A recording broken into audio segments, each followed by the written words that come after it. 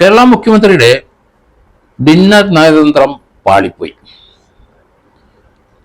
കേരള മുഖ്യമന്ത്രി സംസ്ഥാനത്തെ ഗവർണറും അതോടൊപ്പം മലയാളിയായ ഗോവ ഗവർണറെയും മലയാളിയായ ബംഗാൾ ഗവർണറെയും 3 പേരും ചേർന്ന് ഒരു ഡിന്നർ ഒരുക്കിയിരുന്നു.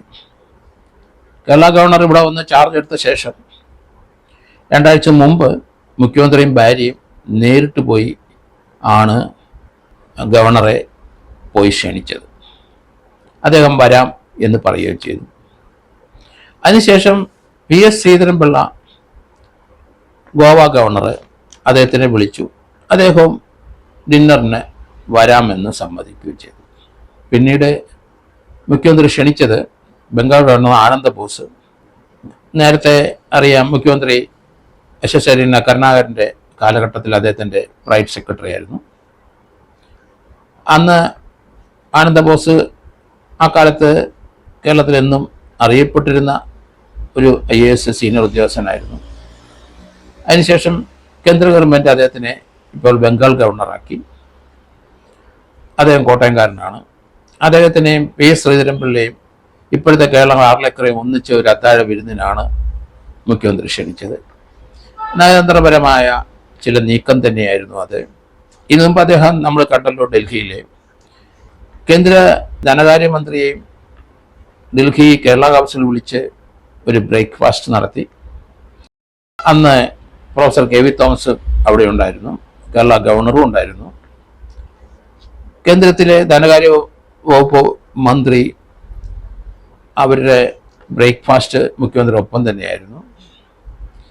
അത് രാഷ്ട്രീയപരമായി അത് വളരെ വിവാദമായി. പിന്നീട്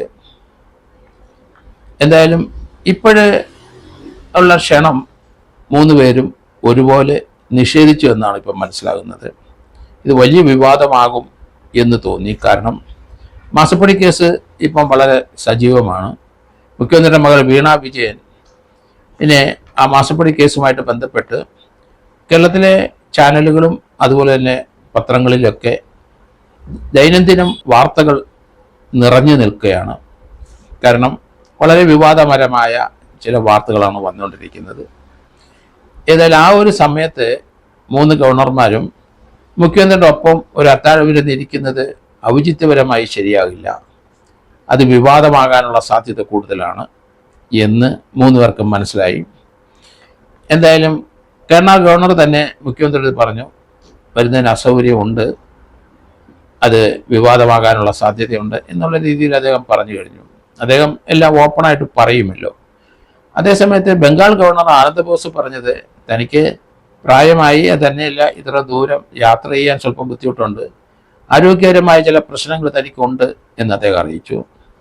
അതുപോലെ തന്നെ PS ശ്രീധരൻപിള്ളയും ഗോവ ഗവർണർ അദ്ദേഹവും വിവരം ധരിപ്പിച്ച് വരാൻ സ്വല്പം ബുദ്ധിമുട്ടുണ്ട് എന്ന്. എന്തായാലും നയതന്ത്ര ബന്ധം അല്ലെങ്കിൽ ഡിന്നർ നയതന്ത്ര ബന്ധം അത് പളിപ്പോയി എന്നാണ് ഇപ്പം മനസ്സിലാകുന്നത്. എന്തായാലും കേരളത്തിൻ്റെ പുരോഗതിക്ക് വേണ്ട സഹായങ്ങൾ എന്തൊക്കെ അവരുടെ ഭാഗത്തുനിന്ന് ചെയ്യാൻ പറ്റും എന്നുള്ള കാര്യത്തെപ്പറ്റി തന്നെയായിരിക്കണം മുഖ്യമന്ത്രി അവരുമായിട്ട് ഒരു ബന്ധം കൂടുതൽ ശക്തമായി മുന്നോട്ട് കൊണ്ടുപോകാനും അതുകൊണ്ട് ചില നേട്ടങ്ങൾ സംസ്ഥാനത്തിന് ലഭിക്കാൻ സാധ്യതയുണ്ടെന്ന് കണക്കാക്കിക്കൊണ്ട് തന്നെയായിരിക്കണം. അതിനകത്ത് മകളുടെ പ്രശ്നം ചർച്ച ചെയ്യാനോ മകളുടെ പ്രശ്നത്തിൽ അവരെ കൊണ്ട് ഇടപൊഴിക്കാനോ ഒന്നും മുഖ്യമന്ത്രി ശ്രമിക്കുമെന്ന് എനിക്ക് തോന്നുന്നില്ല. അതേസമയത്ത് ശക്തമായ നടപടിയിലേക്ക് വരുന്ന സന്ദർഭത്തിൽ അവർ അത് ഒന്നുകൂടെ ഉറപ്പിക്കാൻ വേണ്ടി ശ്രമിക്കാതിരിക്കാൻ വേണ്ടിയിട്ടാകാം ഇത്. അത് തന്നെയല്ല, മുഖ്യമന്ത്രിയുടെ നേരത്തെ ചീഫ് സെക്രട്ടറി ആയിരുന്ന KM ഇബ്രാഹിൻ്റെ അദ്ദേഹത്തിൻ്റെ ഇപ്പോഴത്തെ പ്രൈവറ്റ് കാര്യങ്ങളെല്ലാം നിശ്ചയിക്കുന്ന ശിവശങ്കറിന് ശേഷം പ്രിൻസിപ്പൽ സെക്രട്ടറി ആയിട്ട് തന്നെ നിൽക്കുന്ന ആളാണ്. അദ്ദേഹത്തിന് ഇപ്പോൾ CBI കേസ് രജിസ്റ്റർ ചെയ്തിരിക്കുന്നു. അദ്ദേഹം ഡൽഹിയിലെ ഇതിനെതിരായിട്ട് നീങ്ങിയിട്ടുണ്ട്.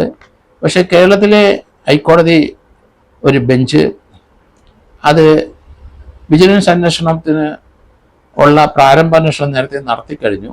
അതിനകത്ത് അദ്ദേഹം കൊല്ലത്ത് അദ്ദേഹം പണിത ആ ഷോപ്പിംഗ് കോംപ്ലക്സ് അതിനകത്ത് കൂടുതൽ പണം മുടങ്ങിയിട്ടുണ്ട് എന്നുള്ള രീതിയിൽ ആ വിവരങ്ങൾ കൃത്യമായി വിജിലൻസ് അന്വേഷിച്ചിട്ടില്ല, അതിനകത്ത് അനധികൃതമായ പണം നിക്ഷേപം ഉണ്ട് എന്നുള്ള അർത്ഥത്തിൽ തന്നെ ആണ് ഹൈക്കോടതി അത് നിരീക്ഷിച്ചത്. അതുകൊണ്ട് പ്രിലിമിനറി എൻക്വയറി ഒന്നും ഇനി വേണ്ട, ഡയറക്റ്റായിട്ട് ഒരു എഫ്ഐആർ രജിസ്റ്റർ ചെയ്യണം, CBI ആ കേസ് അന്വേഷിക്കാനാണ് കേരള ഹൈക്കോടതി പറഞ്ഞിരിക്കുന്നത്. അതുകൊണ്ട് CBI ഒരു കഴിഞ്ഞ ദിവസം ഇമ്മീഡിയറ്റ് ആയിട്ട് CBI ഒരു എഫ്ഐആർ രജിസ്റ്റർ ചെയ്തിരിക്കുന്നു മുഖ്യമന്ത്രിയുടെ പ്രിൻസിപ്പൽ സെക്രട്ടറി KM എബ്രഹാമിനെതിരെ. അത് രാഷ്ട്രീയപരമായ വലിയ പ്രത്യാഘാതങ്ങൾ ഉളവാക്കുന്ന ഒരു സംഭവം തന്നെയാണ്. പക്ഷേ KM എബ്രഹാം പറയുന്നത് തനിക്ക് തൻ്റെ കുടുംബസ്വത്ത് കിട്ടിയ കൊല്ലത്തെ സ്ഥലം തനിക്കും തൻ്റെ സഹോദരങ്ങൾക്കും വേണ്ടിയിട്ടുള്ളതാണ്. അവിടെ ഒരു കൺസ്ട്രക്ഷൻ ഷോപ്പിംഗ് കോംപ്ലക്സ് പണിതതിന് 2.5 കോടി രൂപ അടുത്ത് മാത്രമേ ചിലവായിട്ടുള്ളൂ എന്നും അതിന് തനിക്ക് ഇൻവെസ്റ്റ്മെൻ്റ് ഒന്നുമില്ലെന്നും തൻ്റെ വിദേശത്തുള്ള സഹോദരനാണ് അതിന് പണം മുടക്കിയിരിക്കുന്നതെന്നും മറ്റു സഹോദരനും മുടക്കിയിട്ടുണ്ട്, അത് തൻ്റെ ഷെയർ അതിന് വരുമാനം വരുന്ന സമയത്ത് അതിൽ നിന്ന് അഡ്ജസ്റ്റ് ചെയ്യാം, അതുകൊണ്ട് ആ ഷോപ്പിംഗ് കോംപ്ലക്സിന് തൻ്റെ ഭാര്യയെ തന്നെയാണ് പാർട്ട്ണറാക്കിയിരിക്കുന്നത്. എന്തായാലും CBI അന്വേഷണം തുടങ്ങുന്നു എന്ന് തോന്നുന്നു. അത് തന്നെയല്ല KM എബ്രഹാം ഇപ്പം സുപ്രീം കോടതിയിൽ ഇതിനെതിരായിട്ട് അപ്പീൽ പോയിട്ടുണ്ട്. ഏതായാലും CBI ഈ കേസ് രജിസ്റ്റർ ചെയ്തു എന്നുള്ള വാർത്ത ഇന്നലെ തന്നെ വന്നു. ഇനി അതിൻ്റെ നിയമപരമായ പ്രശ്നം അല്പം കോംപ്ലിക്കേഷനാണ്. സുപ്രീം കോടതിയിൽ അദ്ദേഹം കേരള ഹൈക്കോടതിയിലെ തീരുമാനത്തിനെതിരായിട്ട് അപ്പീൽ പോയ സന്ദർഭത്തിൽ CBI ഒരു കേസ് രജിസ്റ്റർ ചെയ്തു എന്ന് പറയുന്നത് തീർച്ചയായിട്ടും അതിനെപ്പറ്റി എന്തായാലും സുപ്രീം കോടതിയിൽ ചർച്ചയുണ്ടാവും. ഹൈക്കോടതി ഡയറക്ഷന് അപ്പീൽ പോയിട്ടുണ്ട് എന്നൊരു സന്ദർഭത്തിൽ ഒരു കേസ് രജിസ്റ്റർ ചെയ്യാൻ സാധിക്കുമോ ഒന്ന്, അത് ഹൈക്കോടതിയിലെ ഉത്തരവ് കാര്യമായിട്ട് CBI ചെയ്തു എന്ന് മാത്രമേ അവർക്ക് പറയാനൊക്കുള്ളൂ. അതേസമയത്ത് അപ്പീൽ പരിഗണനയിലാണ്, അതിൻ്റെ പരിഗണനയിൽ ആണെങ്കിൽ അതുകൂടെ കഴിഞ്ഞ ശേഷം മാത്രം FIR എടുക്കുന്നതായിരുന്നു ഉചിതമെന്ന് ഞാൻ കരുതുന്നു.